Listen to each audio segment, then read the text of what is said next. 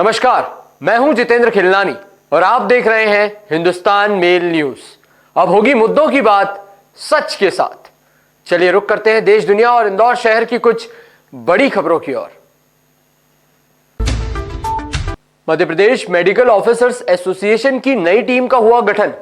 इंदौर के doctor Madhav Hassani बने अध्यक्ष। भोपाल के डॉक्टर रितेश तंवर को मिला महासचिव का पद। जानकारी के मुताबिक Madhya Pradesh medical officers association के चुनाव हुए।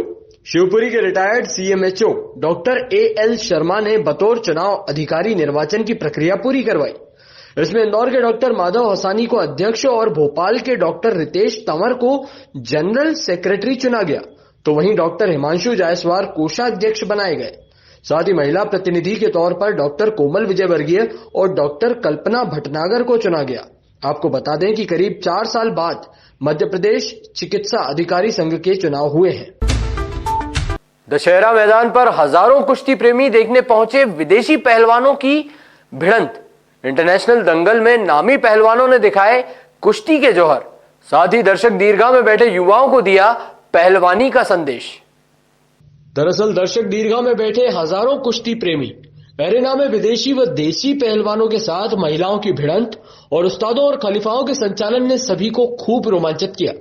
पहलवानों की इस रोमांचकारी भिड़ंत देखने के लिए दशहरा मैदान पर कुश्ती प्रेमियों का हुजूम उमड़ पड़ा। यहां जहां छोटों से लेकर बड़ों की कुश्ती आयोजित की गई थी, वहीं महिला पहलवानों ने भी खूब दांव लगाकर विरोधी पहलवानों को आसमान दिखा दिया।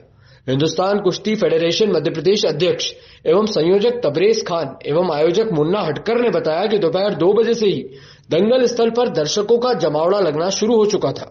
वहीं शाम को मुख्य कुश्ती तक सभी कुश्ती प्रेमी अपनी जगह पर ही डटे रहे। इसके साथ शेर है हिंदुस्तान में जीतने वाले पहलवानों को car, royal Enfield bullet, 5 lakh तक के नगद पुरस्कारों के साथ ही चांदी का गुरूज भेंट कर सम्मानित भी किया गया।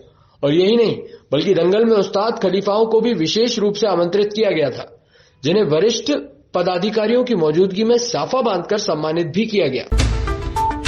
मध्य प्रदेश के निमाड़ क्षेत्र में सास ससुर ने समाज को दिया नया संदेश।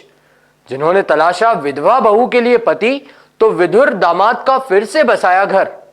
जानकारी के अनुसार मामला खंडवा जिले का है।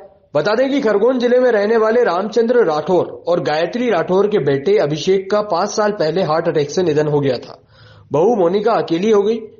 उसकी 7 साल की बेटी दिव्यांशी भी उदास रहने लगी। सास ससुर ने बहू का सूनापन खत्म करने और उसका जीवन फिर से संवारने का मन बनाया। तमाम सामाजिक बंधनों को तोड़कर बहू का पुनर्विवाह कराने का मन बनाया। उन्होंने बहू के बेटी मानकर रिश्ता तलाशा और 5 साल बाद बहू के लिए वर तलाश किया।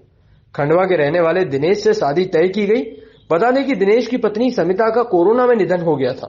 दिनेश की 2 बेटियां हैं, इसलिए इन बेटियों के भविष्य की खातिर दिनेश की सास शकुंतला राठौर और ससुर मोहनलाल राठौर ने दामाद के लिए बहू ढूंढ ली। शनिवार को खंडवा के गायत्री मंदिर में गायत्री पद्धति से जिला न्यायालय में स्टेनो दिनेश और मोनिका का पुनर्विवाह संपन्न कराया गया। भारतीय ओलंपिक संघ की निर्विरोध अध्यक्ष चुनी गई पीटी उषा आईओए की अध्यक्ष चुनी जाने वाली पहली महिला बनी। दरअसल महान एथलीट पीटी उषा भारतीय ओलंपिक संघ की निर्विरोध अध्यक्ष बनी है। उनका अध्यक्ष बनना लगभग तय था, क्योंकि 10 दिसंबर को होने वाले चुनावों में शीर्ष पद के लिए वह एकमात्र उम्मीदवार थीं। इसी के साथ उन्होंने एक खास उपलब्धि अपने नाम की है कि वे आईओए की पहली महिला अध्यक्ष होंगी। वहीं उन्हें केंद्रीय मंत्री किरेन रिजिजू ने पीटी उषा को भारतीय ओलंपिक संघ का निर्विरोध अध्यक्ष चुने जाने पर बधाई दी है।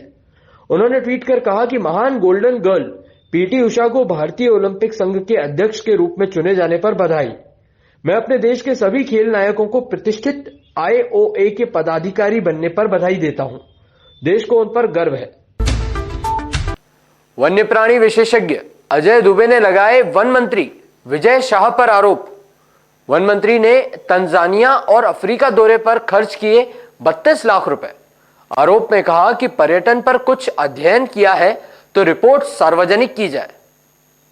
दरअसल श्योपुर जिले के कूनो नेशनल पार्क में नामीबिया से 8 चीतों को सफलतापूर्वक छोड़ने के करीब 3 महीने बाद अब वन मंत्री विजय शाह के अफ्रीका दौरे पर सवाल उठ रहे हैं। चीतों को छोड़ने से पहले अगस्त में वन मंत्री विजय शाह के साथ वन बल प्रमुख आर के गुप्ता और APCCF वन्य प्राणी सुब्रंजन सेन ने तंजानिया और दक्षिण अफ्रीका का दौरा किया था। अध्ययन दौरे के प्रस्ताव अप्रैल में बनाया गया और अनुमान लगाया गया था कि इसकी लागत लगभग 15 लाख रुपए होगी, लेकिन यात्रा पर कुल खर्च करीब 35 लाख रुपए में से 31,71,500 रुपए हवाई टिकट, आवास और स्थानीय यात्राओं पर खर्च किए गए। उक्त आरोप लगाते हुए वन्य जीव विशेषज्ञ अजय दुबे ने दावा किया है कि यात्रा की अध्ययन रिपोर्ट में इस बात का पता चला है कि अप्रैल में स्टडी टूर का अनुमान 15 लाख रुपए था और 4 महीने बाद उसी टूर का खर्चा 35 लाख रुपए हो गया, लेकिन आज तक रिपोर्ट सार्वजनिक नहीं हुई। अगर वन मंत्री और अधिकारियों ने चीतों को लेकर वास्तव में कुछ अध्ययन किया है तो वह अध्ययन रिपोर्ट सार्वजनिक करें। दुबे ने कहा कि चीता प्रोजेक्ट तो भारत सरकार की एजेंसी NTCA का है, जिसके तहत सब प्रबंधन हो रहा है। फिर मध्य प्रदेश सरकार कैसे अलग से दौरे कर रही है? क्या इसकी NTCA से अनुमति ली गई थी? इस संदर्भ में दुबे ने अब कोर्ट में याचिका लगाने की बात कही है। इसी तरह की और भी खबरों के लिए देखते रहिए हिंदुस्तान मेल न्यूज, जिसके लिए आप हमारे चैनल को सब्सक्राइब करना ना भूलिएगा। धन्यवाद।